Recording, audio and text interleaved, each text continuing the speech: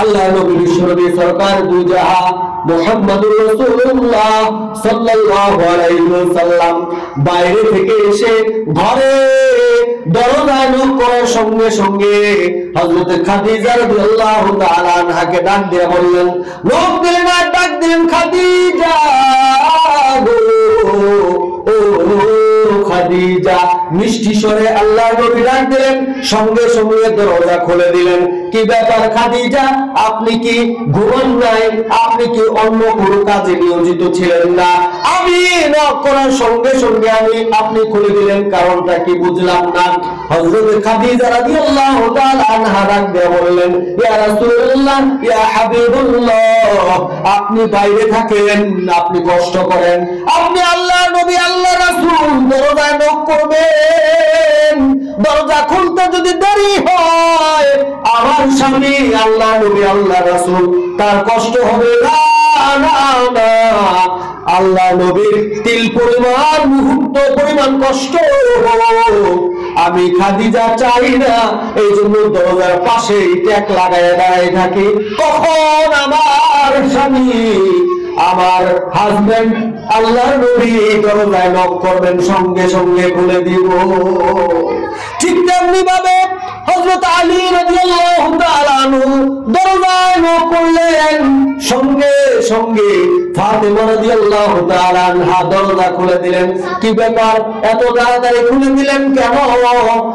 ফাতেমা রাদিয়াল্লাহু তাআলা আনহা ডাক দিয়ে বললেন, আলী, আপনি আমার স্বামী, আমার হাজবেন্ড, আপনি অনেক সম্মানিত আমার স্বামী, আপনি বাইরে থেকে ভিতরে আসবেন, স্বামীর যদি কষ্ট হয় আল্লাহ অসন্তুষ্ট হয়ে যাবেন।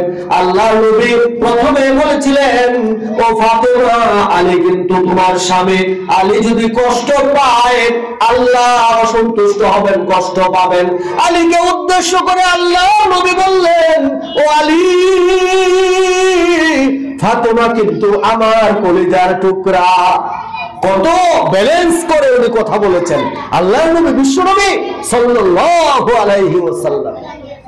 3 দিন হয়ে গেল খাবার নাই, চতুর্থ দিন খালি কিছু আনতে পারলেন না, ঘরে খাবার নাই। হযরতে ফাতেমা রাদিয়াল্লাহু তাআলা আনহা ডাক দিয়ে বললেন, আলী, আপনার মন খারাপ কেন? আপনার মুখটা দেখলাম ফ্যাকাশে হয়ে গেছে, মনটা খারাপ হয়ে গেছে, ক্লান্ত পরিশ্রান্ত। আমি দেখছেন না আমি হাসতেছি, কিছু বাইরে থেকে আনবেন, আমরা শুকর আদায় করবো আল্লাহর কাছে। বাইরে থেকে কিছু পাবেন না, ধৈর্য ধারণ করব, টেনশন নাই। আমরা আল্লাহর সন্তুষ্টি অর্জনের জন্য আল্লাহর পক্ষ থেকে যে অবস্থায় থাকি না কেন আল্লাহর শুকরিয়া জ্ঞাপন করব। আর আজকে আমরা কি করি? ওমনেরা পাশের বাড়ি কেউ সরকারি চাকরি করে, আপনার হাজবেন্ডও সরকারি চাকরি করে, দেখা গেল আপনার হাজবেন্ড অত্যন্ত সৎ লোক, পাশের যে বাসার তার হাজবেন্ড, ওই মহিলার হাজবেন্ড, সে ঘুষ খায়, সে বাড়ি গাড়ি অনেক কিছু করে ফেলেছে, আপনার স্বামী কিছু করতে পারে না। আপনি যখন আপনার স্বামীকে বলবেন, ও তুমি কি করলা, জীবনে তো কিচ্ছু করতে পারলা না, এটা করা যাবে না, বলা যাবে না। নিচের দিকে তাকাবেন। শুধু আগেই আমি বলেছিলাম, আপনি যখন নিচের দিকে তাকাবেন তখনই স্বতঃস্ফূর্ত ভাবে আল্লাহর শুকরিয়া জ্ঞাপন হবে নিয়ামতের। সুম্মা লাতুসআলুন্না ইয়াওমাইযিন আনিন নাঈম।